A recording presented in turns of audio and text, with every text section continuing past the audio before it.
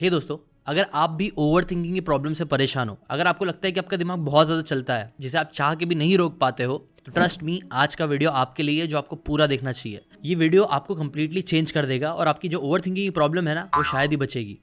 आज के वीडियो में मैं आपको एक बहुत ही इंटरेस्टिंग बुक की बात बताने वाला हूँ, जिस बुक ने पर्सनली मुझे भी बहुत ज़्यादा हेल्प की है अपने ओवर थिंकिंग से लड़ने के लिए। बहुत कमाल की बात है आज मैं आपको बताने वाला हूँ, बट उससे पहले अगर आपने सब्सक्राइब करके बेल आइकन नहीं दबाया तो वो दबा दीजिए। मैं आपको ऐसे ही इस चैनल पे बहुत सारी बुक्स और मेंटर्स की बातें बताते रहूँगा जो आपकी लाइफ में आपको इंप्रूव करने में हेल्प करेगी, जैसा बुक्स ने मुझे भी की है। So now let's start. Pre modern Japanese warriors, जिन्हें आप समुराई के नाम से भी जानते होंगे, ये वॉरियर्स बहुत फेमस थे, फियर्स थे और इनका बहुत नाम हुआ। क्यों? क्योंकि ये सच में बहुत खतरनाक भी थे। तो इनसे रिलेटेड एक इंटरेस्टिंग सी स्टोरी है। देखो, जो समुराइज थे ना, वो डिसिप्लिन्ड और काफ़ी स्मार्ट थे, इसीलिए वो एक चीज़ समझते थे कि अगर वो लोग कभी वॉर पे जा रहे हैं तो वॉर करते टाइम उन लोगों का शांत होना या ओवर थिंकिंग ना रखना बहुत ज़्यादा ज़रूरी था। फॉर एग्जाम्पल, अगर एक दुश्मन उनके सामने आ रहा है जो उनको मारने वाला है और उस टाइम पे वो लोग ओवर थिंकिंग करने लग जाएंगे कि यार ये जो दुश्मन आ रहा है इसकी तलवार कितनी बड़ी है, ये मुझे यहाँ से मारेगा या वहाँ से मारेगा, ऐसे वो लोग लड़ते टाइम अगर सोचने लग जाते, ओवर थिंक करने लग जाते, तो ये चीज़ उन लोगों के लिए जानलेवा हो सकती थी और होती भी थी। इसलिए फिर समुराइज ने ज़ेन बुद्धिज़्म से एक कॉन्सेप्ट सीखना स्टार्ट किया जिसे बोलते हैं मुशिन। मुशिन बेसिकली एक नो माइंड एम्प्टी स्टेट होता है, या फिर आप बोल सकते हो माइंड विदाउट माइंड वाला स्टेट होता है, जहाँ एक इंसान अपने सभी थॉट्स, एंगर, फियर, ईगो और सभी डिस्ट्रैक्शन से दूर रहता है। इस स्टेट में एक इंसान इंस्टेंट के बेस पे एक्शंस ले पाता है बिना किसी हेजिटेशन या ओवर थिंकिंग के। ये चीज़ समुराइज को सीखना बहुत इंपॉर्टेंट लगी और उन्होंने सीखा भी, जो वन ऑफ द रीजन भी था जिसकी वजह से समुराइज और ज़्यादा फेमस हुए। अब मुशिन जितना समुराइज के लिए सीखना ज़रूरी था, मुझे लगता है आज के टाइम पे हमारे और आपके लिए भी ये सीखना बहुत ज़रूरी है, बिकॉज हम लोग भी ओवर थिंकिंग और डिस्ट्रैक्शन की प्रॉब्लम में बहुत फंस चुके हैं। मुशिन को मैंने एक एक्रोनिम बना दिया है, जो एक्रोनिम में don't believe everything you think के 6 इंपॉर्टेंट लेसन छुपे हुए हैं, जो एक एक करके आज के वीडियो में आपको बताऊंगा। ये 6 लेसन अगर आप सीख लोगे तो आपको मुशिन भी समझ में आ जाएगा और आपकी ओवर थिंकिंग की जो प्रॉब्लम है वो भी ऑलमोस्ट खत्म हो जाएगी। So now let's start. चलो आपसे क्वेश्चन पूछता हूँ, ज़्यादा सोचना मत और फौरन आंसर देना। आप महीने के कितने पैसे कमाना चाहते हो? ठीक है, अब एक काम करना, आपने सोच लिया, चाहिए तो कमेंट में लिख दो कितना पैसा कमाना चाहते हो, बिना ज़्यादा सोचे। ठीक है, अब मैं आपको बोलता हूँ कि ये पैसे आप कैसे कमा सकते हो, इसके बारे में सोचना स्टार्ट करो। चाहिए तो वीडियो को थोड़ा सा पॉज कर लो और थोड़ा सा सोचो। सोच लिया? अब एक इंटरेस्टिंग चीज़ नोटिस करना, जब मैंने आपको बोला कि आप कितने पैसे कमाना चाहते हो बताओ, अगर आपने बिना ज़्यादा सोचे बोला होगा तो आपको कोई स्ट्रेस या तकलीफ, फ्रस्ट्रेटेड कुछ फील नहीं हो रहा होगा। बट जैसे ही आपने उसके बारे में सोचना स्टार्ट किया होगा कि यार जो मैंने लाखों रुपए या करोड़ों रुपए का सपना देखा है उसको मैं कैसे करूँगा, जैसे ही आप थिंकिंग मोड पे आ गए होंगे तब आपको धीरे धीरे थोड़ा सा प्रेशर फील होना स्टार्ट हुआ होगा। अब अगर मैं आपको बोलूँ कि वीडियो बंद कर दो, बस आधे घंटे के लिए, 1 घंटे के लिए सोचते रहो इस बारे में कि आप कैसे आप उन पैसों को कमा सकते हो, तो ट्रस्ट मी, आधे 1 घंटे बाद आप बहुत ही ज़्यादा स्ट्रेस, बर्नआउट या फ्रस्ट्रेटेड फील कर सकते हो। और ऐसा ही होता है।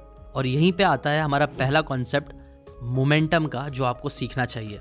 देखो, don't believe everything you think के ऑथर बोलते हैं ना, थॉट और थिंकिंग दोनों में शायद आपको ज़्यादा डिफरेंस लगेगा नहीं, बट दोनों में ज़मीन आसमान का डिफरेंस है। थॉट्स एक नाउन है, जबकि थिंकिंग एक वर्ब है। थिंकिंग में एक मोमेंटम होता है, और मोमेंटम जैसा कि आपने फिजिक्स में भी पढ़ा होगा, आपके लिए अच्छा और बुरा दोनों हो सकता है। जैसे कि फॉर एग्जाम्पल, कई बार ऐसा होता होगा ना, आप सुबह सुबह उठते हो, आपने सोचा तो था कि आप जिम जाओगे, अपने गोल्स पे काम करोगे, लेकिन वो करने के बजाय आपने चालू कर दिया रील्स देखना, और रील्स देखते थे आपका बहुत सारा टाइम वेस्ट हो गया। जैसे ही जिम जाने का टाइम हुआ, आपका मन ही नहीं किया जिम जाने का, जिसकी वजह से आप और आलसी हो गए। इसके बाद अच्छा खाना खाने की बारी आई, तब भी आपको अच्छा खाना खाने मन नहीं किया, क्योंकि आपके दिमाग में आ गया यार जिम तो गया ही नहीं, चलो कल से करता हूँ, और ऐसे आप एक नेगेटिव मोमेंटम में पहुंच गए। जबकि ऑन द अदर हैंड, शायद ये चीज़ कई बार आपके साथ हुई होगी, मेरे साथ भी हुई है कि मैं सुबह सुबह उठा लेकिन मेरा मन नहीं किया जिम जाने का, बट फिर मैंने सोचा कि चलो एक काम करते हैं, बाथरूम चले जाता हूँ, और फिर मैं बाथरूम गया। उसके बाद मैंने बैग बना लिया। अभी तक मेरा जिम जाने का मन नहीं किया था, बट जैसे ही मैंने बैग बनाना स्टार्ट किया, मुझे दिल करने लग गया कि चलो एक काम करते, चले ही जाते हैं, थोड़ा बहुत कर लेंगे जिम। और फिर जब वहाँ जिम पहुँच गया तो थोड़ा करने के बजाय मैं अच्छा खासा जिम करके आ गया। देखो, यही होता है मोमेंटम का पावर। अब मोमेंटम हमारी ज़िंदगी को बदलने में बहुत ज़्यादा इम्पैक्ट रखता है, बट प्रॉब्लम ये होती है ना कि ये मोमेंटम हम लोग हमेशा नेगेटिव चीज़ों में ही ज़्यादा यूज़ करते हैं, स्पेशली थिंकिंग में, जबकि ये थिंकिंग ही सारे फसाद की जड़ है, जैसा कि आपको एक अगले पॉइंट में भी और क्लियरली समझ में आएगा। बट उससे पहले आप थॉट वर्सेस थिंकिंग के इस ग्राफ को देख लो, जिससे आपको समझ में आए कि क्यों थिंकिंग में मोमेंटम आपके लिए ज़रा भी अच्छा नहीं है और सिर्फ थॉट्स में जीना आपके लिए बेटर हो सकता है। अब आते हैं मुशिन के यू के लिए, जो स्टैंड करता है अनबायस्ड के लिए। अच्छा इमेजिन करो आप एक पार्टी में गए हो, आप एंजॉय कर रहे हो अपने दोस्तों के साथ, अपनी गर्लफ्रेंड, अपनी बीवी या घर वालों के साथ, बट फिर सडनली आपको एक फ़ोन आता है। ये फ़ोन आपके बैंक से होता है। बैंक वाला आपको फ़ोन करके बोलता है कि आपका अकाउंट हैक हो चुका है, जिसकी वजह से किसी इंसान ने आपके बहुत अच्छे खासे पैसे लूट लिए हैं, आपके साथ स्कैम हो गया है। अब ऐसे सिचुएशन में क्या होगा? सडनली वो पार्टी जो आप बहुत ज़्यादा एंजॉय कर रहे थे, मज़े कर रहे थे, डांस कर रहे थे, वो फीकी लगने लगेगी। आपका डांस करने का मन नहीं करेगा, आपका दिमाग चलने लग जाएगा, आप थिंकिंग में घुस जाओगे कि यार अब क्या होगा, मेरे पैसे वापस मिलेंगे कि नहीं मिलेंगे, किसने चोरी कर लिया। आप फ्रस्ट्रेटेड हो गए ना। नोटिस करने वाली बात यह है कि पार्टी अभी भी सेम है, बाकी सारे लोग अभी भी इंजॉय कर रहे हैं, लेकिन आपकी दुनिया पूरी तरीके से बदल चुकी होगी। क्यों? बिकॉज एक चीज़ बदल गई है, अब आप थॉट से हटके थिंकिंग में घुस चुके हो। बुद्धिस्ट लोगों में ना एक कहावत है, वो बोलते हैं ना कि जब भी कोई नेगेटिव एक्सपीरियंस या इवेंट हमारे जिंदगी में होता है, ये ऐसा ही है जैसे दो शार्प एरोज हमारी तरफ आ रहे हैं, जिसमें से एक एरो पहला हमें लग जाता है जब फिजिकल इवेंट होता है, बट फिर दूसरा एरो जो होता है वो इमोशनल एरो होता है, जो पहले वाले से ज़्यादा प्रॉब्लम देता है और हमें ज़्यादा टाइम तक तकलीफ देता रहता है। लेकिन अच्छी बात यह है ना कि ये जो सेकंड एरो है वो ऑप्शनल होता है। ये हम पे डिपेंड करता है कि उस सेकंड एरो को हम कितने देर तक अपने आप को तकलीफ देने देते हैं। कई बार देखना, फिजिकली रियलिटी लोगों की नहीं बदलती है, बट वो इवेंट से रिलेटेड हम क्या चीज़ें सोचने लग जाते हैं, वो चीज़ें हमारी लाइफ बदलती है। मोशन का जो यू है वो अनबायस्ड के लिए स्टैंड होता है, और वो हमें ये बोलता है ना, इवेंट्स को पकड़ के हमें थिंकिंग मोड में नहीं जाना चाहिए, क्योंकि ऐसा भी हो सकता है कि वो जो कॉल आया था वो फ्रॉड था, या फिर ऐसा भी हो सकता है कि पार्टी एंजॉय करने के बाद वही इंसान बैंक वाले से जाके बातें कर ले और उसके पैसे रिकवर कर ले, जो रिकवर हो भी जाए। और ना भी हो तो भी थिंकिंग करने से कुछ फायदा होने वाला है नहीं। ऑथर बोलते हैं ना कि कोई भी इवेंट जो होता है ना, उसे हर इंसान अलग तरीके से देखता है। जैसे कि फॉर एग्जाम्पल, इवेंट छोड़ो, अगर आप पैसे को लेके भी अगर आप 100 लोगों से पूछोगे कि पैसा उनके लिए एग्जैक्टली क्या मीनिंग रखता है, पैसे को लेके उनकी क्या इमोशंस है, तो वो 100 लोगों के 100 डिफरेंट इमोशंस और बातें और मीनिंग लिख लेगी पैसे को लेके। ऐसे ही हर इंसान अलग अलग गॉगल्स पहन के दुनिया को देखता है।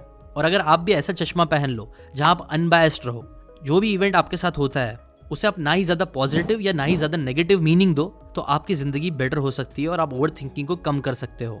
अब ये कैसे एग्जैक्टली करना है वो समझने के लिए हमें आते हैं मोशन के एस, जो स्टैंड करता है स्टिलनेस के लिए।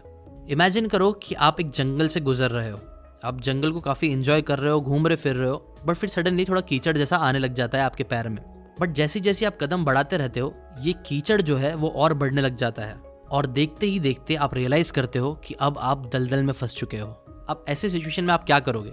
वेल, मैक्सिमम लोग सबसे पहले यहाँ पे पैनिक करेंगे, वो हाथ पैर मारने लग जाएंगे, भागने की कोशिश करने लग जाएंगे। लेकिन अगर आपने बचपन में बेयर ग्रिल्स देखा था डिस्कवरी पे, तो आपको एक चीज़ याद होगी कि अगर दलदल जैसी जगह पे अगर आप फंस जाते हो, तो जितना आप हाथ पैर मारने की कोशिश करोगे उतना ज़्यादा चांसेस है कि आप और अंदर घुसते जाओगे। जबकि अगर आपको वहाँ से निकलना है तो बेटर यह है कि आप शांत हो जाओ, अपने आप को टाइम दो और बॉयंसी को काम करने दो, और उसके बाद धीरे धीरे करके बाहर निकल जाओ। कई बार जब इंसानों के साथ कोई बुरा इवेंट होता है या कुछ भी बुरा होता है, तो वो लोग उसके बारे में बहुत ज़्यादा सोचने लग जाते हैं।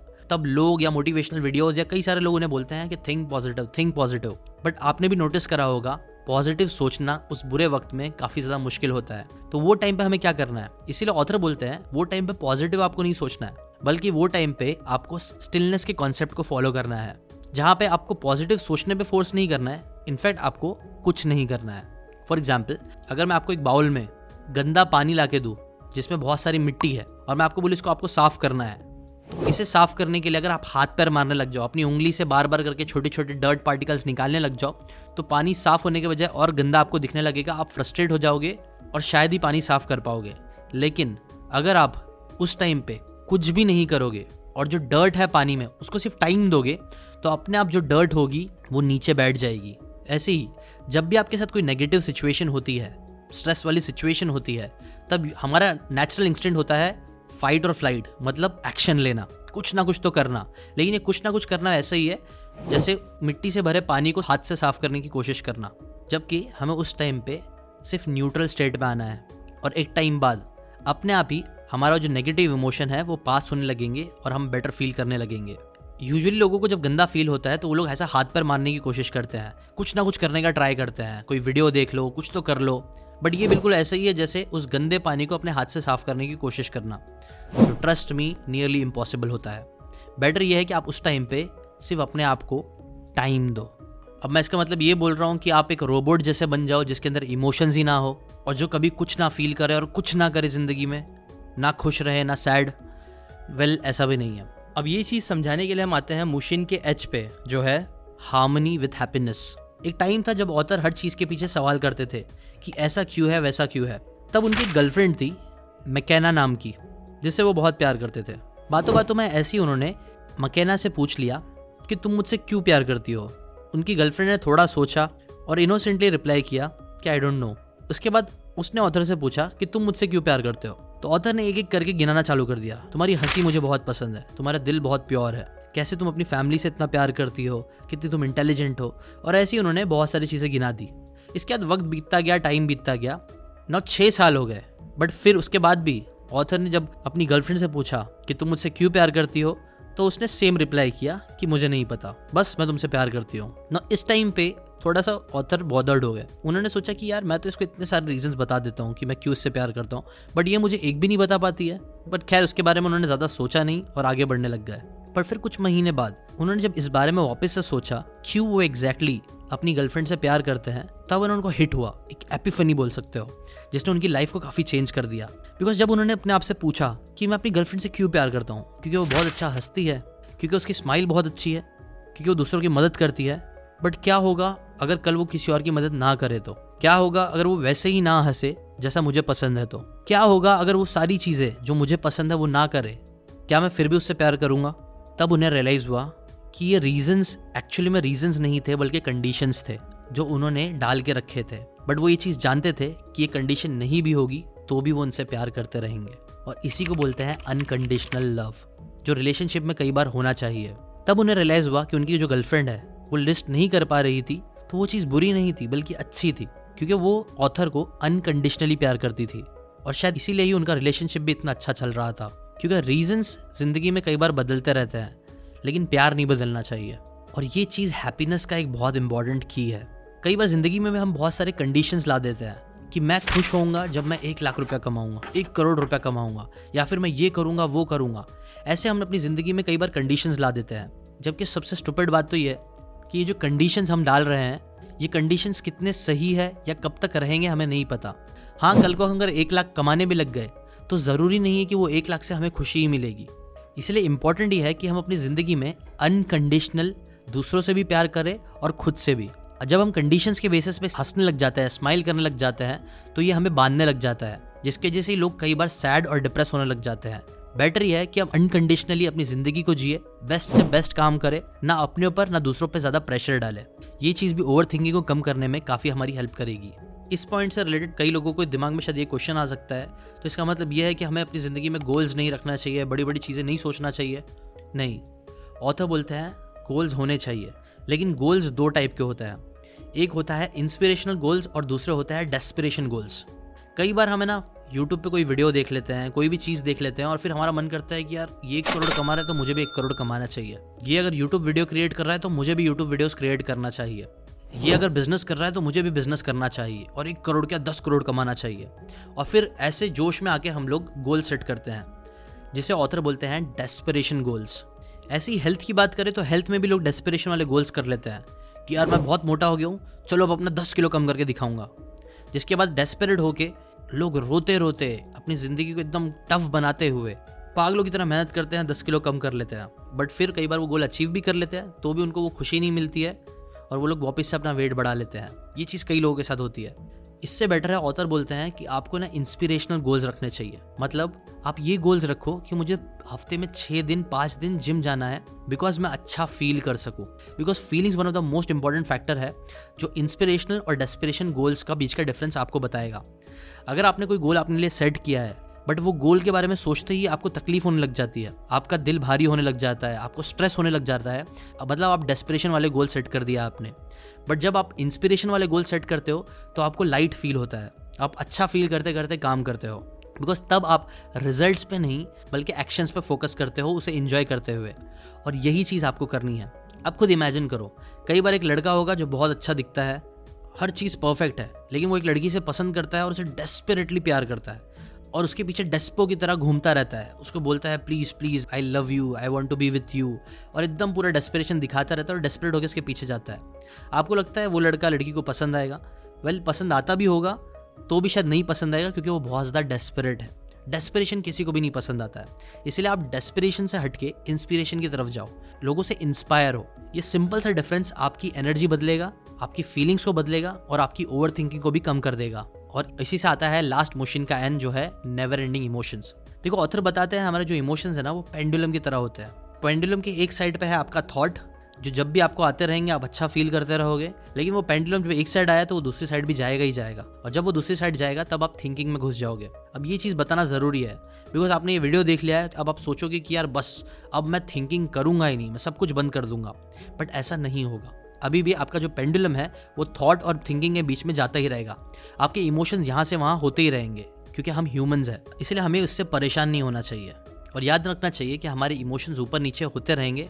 बस हमें ट्राई करना है कि हम थिंकिंग से हटके जितना हो सके उतना थॉट्स में रहे, अच्छी फीलिंग्स में रहे, अच्छा फील करते हुए जिए। उससे ही हमारी ओवर थिंकिंग भी कम होगी और हमें ज़िंदगी में रिजल्ट्स भी ज़्यादा मिलेंगे। इससे रिलेटेड एक स्टोरी भी है, ग्रेट हाउडिनी की स्टोरी, जो कि एक बहुत ही फेमस मैजिशियन थे। कहानी कुछ ऐसी है कि यार हाउडिनी जो थे ना, उनको आप कैसा भी बांध दो, जंजीरों से जकड़ दो, ताला लगा दो, समुंदर में फेंक दो, वो है ना उस ताले को खोल के निकल ही जाएंगे। बोला जाता था यार कोई भी ऐसा लॉक नहीं है जो हाउडिनी को बांध के रख सकता है। बट फिर एक बार क्या हुआ कि उन्हें एक प्रिजन में भेजा गया एज अ चैलेंज, जहाँ से उन्हें प्रिजन के जेल को ब्रेक करके आना था, निकलना था बेसिकली ताला खोल के। अब इस बार भी हाउडिनी तो एकदम कॉन्फिडेंस में वहाँ पे चले गए, बट फिर जब वो वहाँ पे पहुंचे तो उन्हें रियलाइज़ हुआ कि वो है ना हमेशा अपने साथ एक तार जैसा रखते थे जिससे वो लॉक को खोलते थे। गलती से उनका वो जो तार थी वो उनसे कहीं मिस हो गई थी, और ये जो दरवाज़ा था जेल का वो थोड़ा अलग सा ही था। उनके पास और भी कुछ टेक्निक थी ताला तोड़ने की, बट वो बहुत ज़्यादा ट्राई करने के बाद भी, जेल को झटकने के बाद भी दरवाज़ा नहीं खुल रहा था। इसके बाद उनके पसीने छूटने लग गए। यूजुअली वो आधे घंटे के अंदर ही सारे लॉक्स तोड़ देते थे, बट यहाँ पे घंटों बीत गए और वो लॉक नहीं तोड़ पाए। वो वहाँ पे फ्रस्ट्रेट होने लग गए। वो सोचने लग गए कि यार अब तो उनकी बहुत बदनामी होगी, बेइज्जती होगी और बहुत सारी चीज़ें होगी। वो ऐसे ही अपनी थिंकिंग में फंस चुके थे। उनकी ज़िंदगी उनको लग रहा था अब उजड़ जाएगी, क्योंकि उनका नाम खराब हो जाएगा और सब उनका मजाक उड़ाएंगे, उन पर हंसेंगे। और फिर ऐसे ही करके जब वो वापस से दरवाजे के पास गए जेल के, और उसको उन्होंने थोड़ा सा धक्का मारा, तो सडनली वो जेल का दरवाज़ा खुल गया। बात ये थी कि वो जेल पे ताला लगा हुआ ही नहीं था। जेलर उसे बंद करना भूल गया था या क्या हुआ था पता नहीं, वो डोर अपने आप खुल गया। अब इस स्टोरी से लेसन सीखने वाला ये है ना कि आप कितने भी एक्सपर्ट हो, आपको कितनी भी चीज़ें पता रहे, अगर एक बार आपने अपने दिमाग पे ताला लगा दिया है, आपने अपने दिमाग से हार मान ली है कि आप कोई चीज़ नहीं कर सकते हो, तो अगर सामने दरवाज़ा खुला हुआ भी रहेगा तो भी आपको लगेगा वो बंद है, उससे पार आप नहीं जा सकते हो। इसलिए अपने दिमाग पे ताला लगाना बंद करो। मैंने अपने पिछले वीडियो में बताया था कि लोगों ने ना आजकल, पुअर और मिडिल क्लास लोगों ने 7 अलग अलग टाइप के ताले अपने दिमाग में लगा के रखे हैं, जिसकी वजह से वो लोग रिच नहीं बन पा रहे हैं या फिर टॉप 1% में नहीं आ पा रहे हैं। जिसमें से एक ताला था ओवर थिंकिंग का ताला ना। होपफुली आज के वीडियो में मैंने आपको उस ताले की चाबी तो दे दी है, मैंने बता दिया है कैसे आप उस ताले को खोल सकते हो। बाकी बचे 6 ताले जो है वो कौन से है वो जानना चाहते हो तो आप ये वाला वीडियो देख लो जो आपको स्क्रीन पे दिख रहा है। पिछले वीडियो में मैंने जितनी भी प्रॉब्लम्स बताई थी जो मैक्सिमम लोगों को रिच बनने नहीं दे रही है, अगर आप चाहते हो उस सीरीज को मैं आगे बढ़ाऊँ और वीडियोस क्रिएट करूँ बाकी प्रॉब्लम से रिलेटेड, तो कमेंट ज़रूर कर देना, सब्सक्राइब कर लेना, क्योंकि बहुत ज़्यादा चांसेस है कि मैं वीडियोस और बनाऊंगा बाकी बचे तालों के ऊपर। अभी के लिए इतना ही, मिलते हैं उस नेक्स्ट वीडियो में, तब तक के लिए सब्सक्राइब करके रख लो। Thanks for watching.